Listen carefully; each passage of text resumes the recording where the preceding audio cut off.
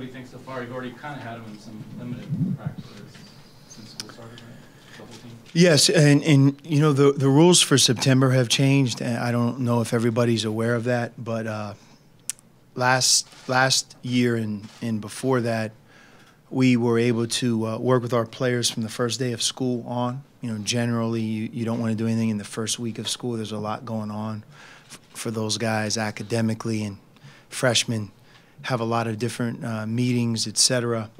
So when you do begin, you had to work in groups of 4 or less until September 15th.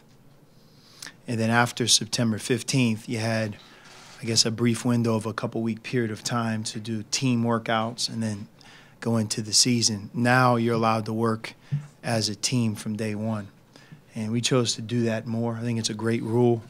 It familiarizes especially the newcomers with what a real practice feels like. You're not able to go as long, but I think it also allows you as a coach to move forward so that when practice officially begins, and for us, our first day will be on Sunday, that they have seen a lot of the drills and the terminology and understand that part of it, and you can move forward and improve much easier than trying to, every time you do a drill and every time you move to the next segment in practice, you have to explain it to those who haven't done it before. So I think the new rules have benefited us. I'm sure they've benefited everybody, and we're excited about the beginning of the season here on Sunday.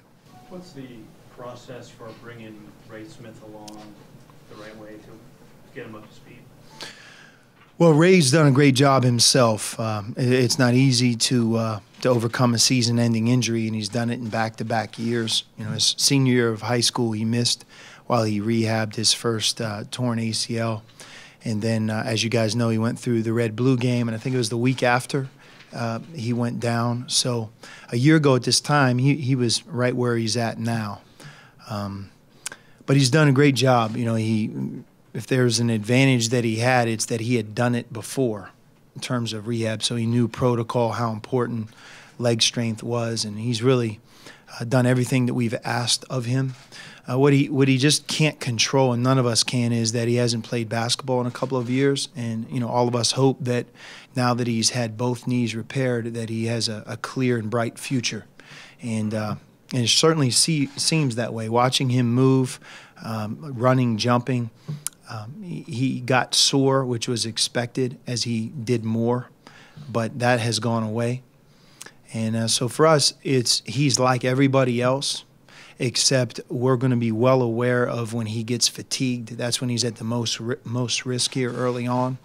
And we'll pull him. Sometimes his practice days will be shorter, but eventually we would see him really just becoming a member of our team, and unless something would happen, he'll go about his business just like everybody else. That's what he wants.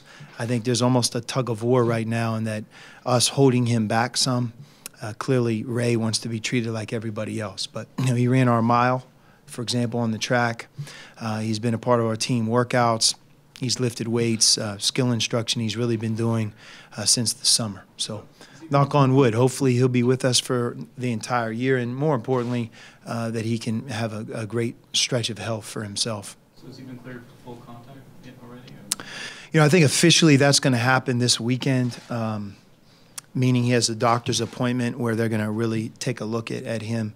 But we expect him to be cleared for the long haul. He has already done 5-on-5 contact, but number one, because we can only work a couple hours per week, and because we're taking him out when he gets winded, he just hasn't done it as much as he's going to be doing it from Sunday on. Are his expectations coming in? Obviously, you have a lot of expectations, but because of the 2 injuries now, are they lowered maybe on the shorter term than the longer term? Or?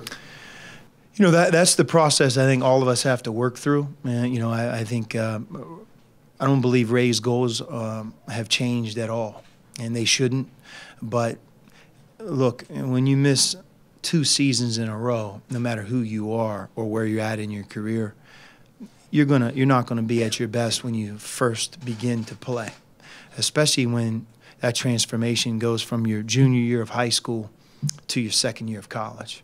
So how you judge Ray and how he would judge himself, you know, one of the encouraging things for me is just to make sure that that I make sure that I remind him and everybody that he's not going to be at his best early on, but a lot like maybe this year's team, that he's going to improve as the season grows, and we're going to improve as a team as the season grows, to not judge here early on. And that might even be he could have a great game right out of the get-go, but I think you're going to see some inconsistent moments just because he hasn't played basketball in some time. But as I watch him, he seems to be more comfortable every time he goes out there.